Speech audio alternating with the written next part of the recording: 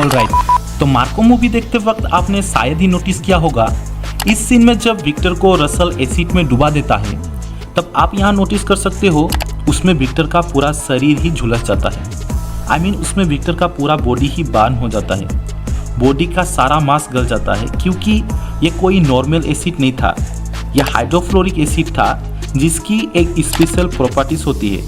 पहली बात तो यह है कि इसे हाइड्रोजन और फ्लोराइड को पानी में मिक्स करके क्रिएट किया जाता है, और ये बाकी एसिड की तरह नहीं है कि इसे ग्लास कंटेनर में रख दे, बल्कि इसे हाई रेजिस्टेंस पॉलीएथेनिल कंटेनर में ही रखा जाता है, जिसे आप लोग यहाँ देख सकते हो।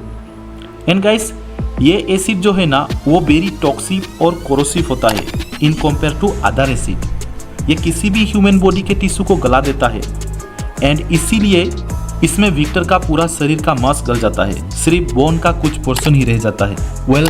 ऐसे एक नहीं और भी कई सारे हिडन डिटेल्स है, जिसे आप लोग इस सीन में देख सकते हो। एक ब्रास नकल को, जिसे शायद बाघ नाग भी कहा जाता है, यह हथियार हमारे इंडियन हिस्ट्री और कल्चर से डीपली रूटेड है, और पार्टिकुलरली बात करें तो मराठा वॉरियर्स और छत्रपति शिवाजी महाराज से जुड़ा हुआ है। और छत्रपति शिवाजी महाराज के बारे में तो ये कहा जाता है कि जब उसे फैजल खान मिलने बुलाया था बिना किसी हथियार के, तब उसे पता था फैजल खान एक भरोसे का आदमी नहीं है, इसीलिए वो इस हथियार को अपने हाथों में पहन लेता है।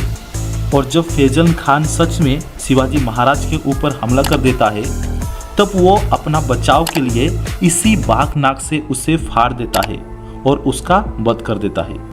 ऐसे एक नहीं और भी बहुत सारे हिडन डिटेल्स है, जैसे कि इस सीन में मार्को किसका कटा हुआ सर पकड़ा हुआ है। आप लोग अगर यहाँ साइरस के रिंग और ज्वेलरी में नोटिस करोगे तो उसमें आप देख सकते हो। एंड गाइस, ये लड़की जो मार्को को छत पर मिलती है वो है। तो हे गाइस, कैसे हो आप सब? वीकेंड भी आप सबका स्वागत करता हूँ एक और नए फ्रेश वीडियो में। और आज मैं इस वीडियो में आप सबको बताऊंगा मार्को मूवी से रिलेटेड 30+ हिडन डिटेल्स के बारे में, जो शायद आपने मूवी देखते वक्त मिस कर दी होगी। तो क्या कहते हो गाइस, शुरू करें?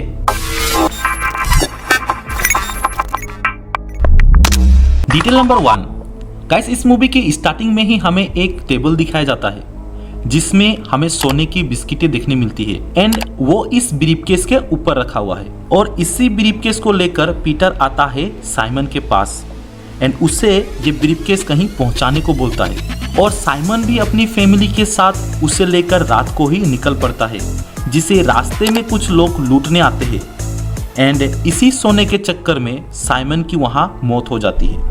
एंड इसे ये समझ में आता है कि यह मूवी सोने से रिलेटेड होगी। साथ ही इस टेबल में एक लायन का सिंबल भी देखने मिलता है, जो डेफिनेटली गाइस इस सोने की सिंडिकेट को चलाने वाले किंग को ही रिप्रेजेंट कर रहा है। और उसके बाद ही हमें एक कार दिखाया जाता है जिसमें भी हमें लायन का सिंबल देखने मिलता है। साथ ही इस कार में बैठे आदमी के हाथों में देखोगे तो उसने जो रिंग पहना हुआ है उसमें भी लायन है। मतलब गाइस, पीटर को ही इस सिंडिकेट का किंग दिखाया गया है, जिनके चेयर के पीछे हमें ये लायन का सिंबल है। एंड गाइस, ये सेम सिंबल आप लोग जॉर्ज के पीछे भी देख सकते हो, क्योंकि पीटर के मरने के बाद जॉर्ज इस सिंडिकेट का किंग बनता है। And I hope guys you are understand. Detail number 2 guys, इस सीन में रसल अनवर का लेफ्ट हैंड को काट देता है, क्योंकि उसे पता था कि अनवर लेफ्ट हैंडर है, जो कि उसे इस सीन में पता चलता है जब देवराज यहाँ कहता है left hander. Detail number 3 guys, यहाँ जब विक्टर को कुछ लोग किडनैप कर रहा होता है, तब यहाँ उसका छड़ी गिर जाता है। एंड जब मार्को तारिक के घर आता है उनसे इंक्वायरी करने के लिए, तब हमें ये छड़ी वहाँ देखने मिलता है तारिक के घर पे, क्योंकि तब विक्टर वसीम के घर आया था जहाँ से रसल ने उसे किडनैप कर लेता है। और ये छड़ी तारिक के घर के आंगन के पार्किंग में गिरा होता है, तभी तारिक उसे अपने घर में छुपा के रखता है।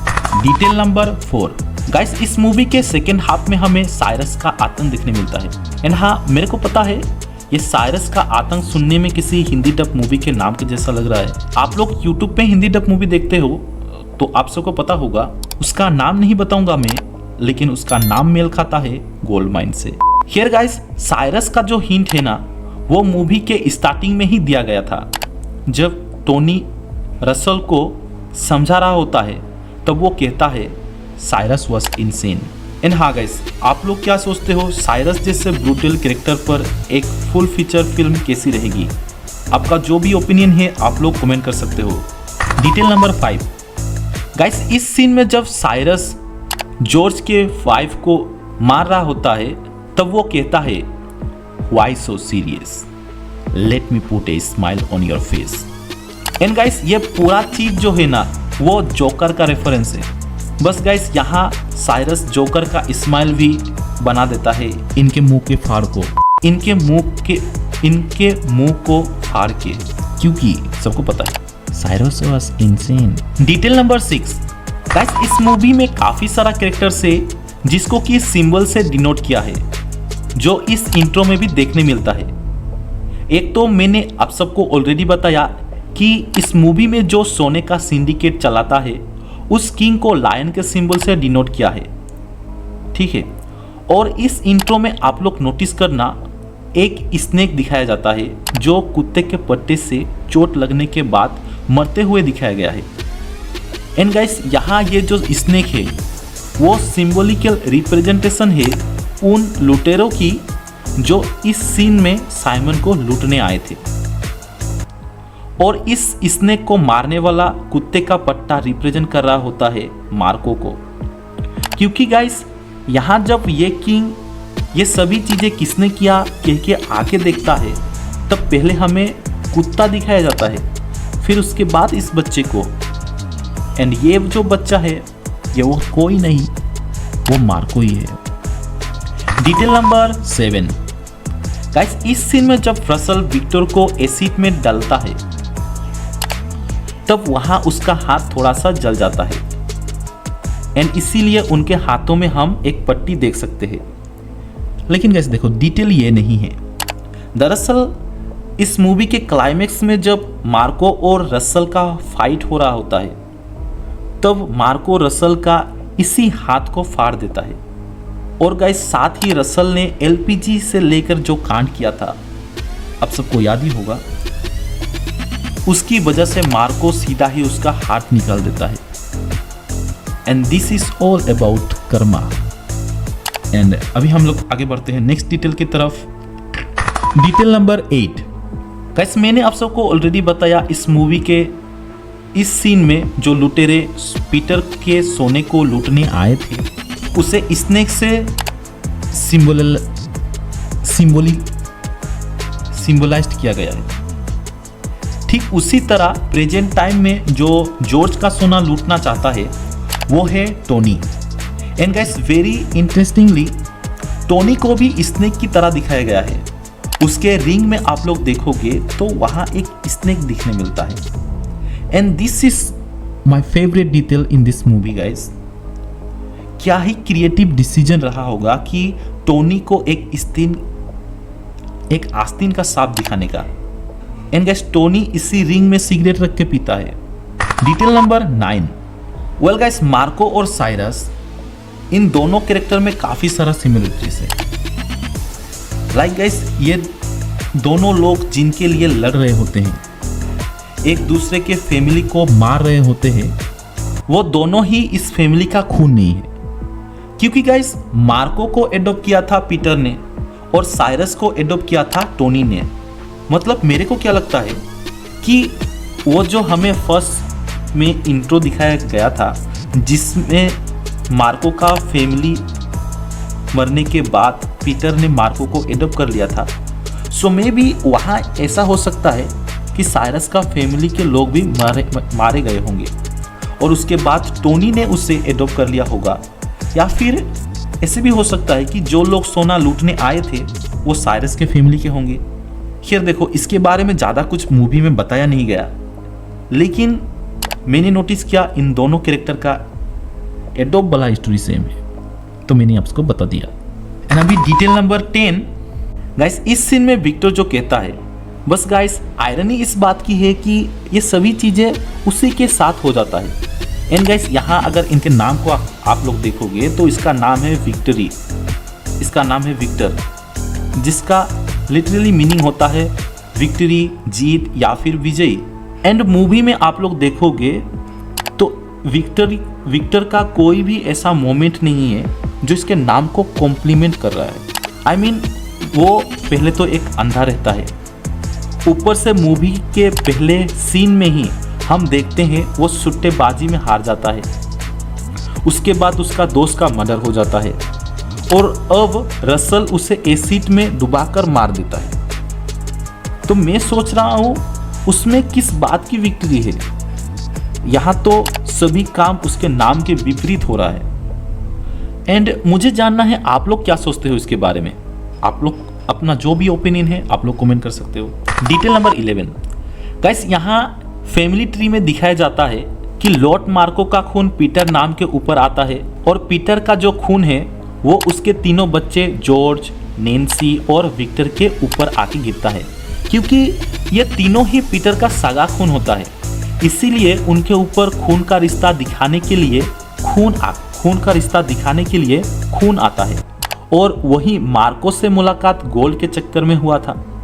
इसीलिए उनका बॉक्स के ऊपर खून नहीं बल्कि सोना आते हुए दिखाया गया है, वो भी सीधा ही लॉर्ड मार्को का नाम पिघलकर, जो ये दर्शा रहा था कि पीटर अब इस बच्चे का नाम अपने पापा के नाम के ऊपर रख रहा है, जो कि है मार्को।